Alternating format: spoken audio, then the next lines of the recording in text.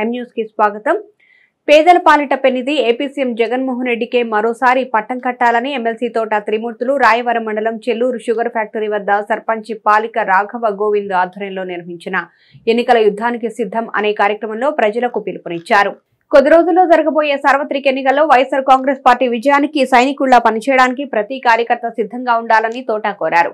YCP party హయాంలో ప్రతి కుటుంబానికి పార్టీ కుల వర్గ రహితంగా లక్షలాది రూపాయలు లబ్ధి చేకూరిందన్నారు. ఈ కార్యక్రమంలో సర్పంచ్ పాలిక రాఘవ గోవింద్, మండపేట వ్యవసాయ market committee chairman Sirivarapu Srinivasa Rao, యువ నాయకుడు Thota Prithviraj, MPTC Palivela Venkata Adilakshmi Ramakrishna, MPP Naudu Venkataramana, ZPTC Nallamilli Mangatayaru, నాయకులు డిఆర్సీ రెడ్డి, మండల social media convener Tavitiki Ratnakumar, Radhakrishna, మండల పరిధిలోని గ్రామ వాలంటీర్లు, గృహ సారథులు, ఎంపీడీసీలు, సర్పంచులు, వైసీపీ నాయకులు, కార్యకర్తలు పాల్గొన్నారు.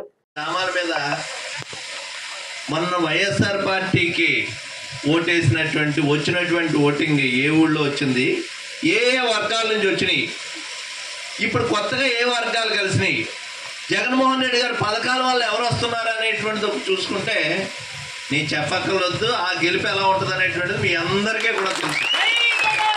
ఇది క్లియర్ కట్గా కనపడేది. అప్పటికి ఇప్పటికీ ఉన్నటువంటి తేడా ఏంటి అనేటువంటిది, ఒక గ్రామం ఉంటుంది, చెట్టుబల్జీలు, కాపులు, రెడ్లు, మాలలో మాదిగులు, బీసీల్లో చిన్న చిన్న వర్గాలు అందరూ కూడా ఉంటారు.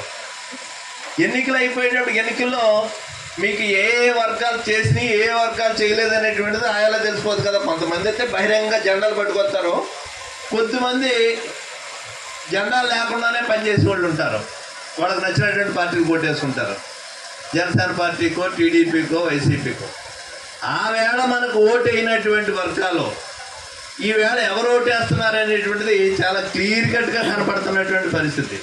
తర్వాత మీరు ఈ నియోజకవర్గంలో 40-50 వేల మెజార్టీతో ఎక్కామని చెప్పేసి అన్నారు.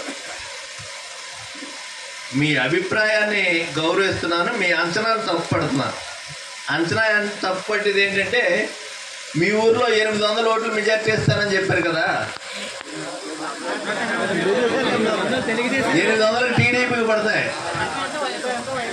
అదే అన్నాను, మీకు ఆ వేళకి ఈ వేళకి చాలా స్పష్టంగా కనపడుతుంది. ఏ ఊరు చూసుకున్నాను, ఏ గ్రామంలో చూసుకున్నా, ఏ గ్రామంలో ఆ వేళ మనకు ఓట్లు వేశారు, అయినటువంటి వర్గాలు ఏ ఉన్నాయి, ఈ వేళ జగన్మోహన్ రెడ్డి గారి పథకాల వల్ల కానీ నా వల్ల కానీ కలిసి వచ్చేటువంటి వర్గాలు ఏమున్నాయనేటువంటి చూసుకుంటే ఆ గ్రామాల్లో ఏం జరుగుతుంది అనేటువంటిది క్లియర్ కట్గా కనపడుతుంది.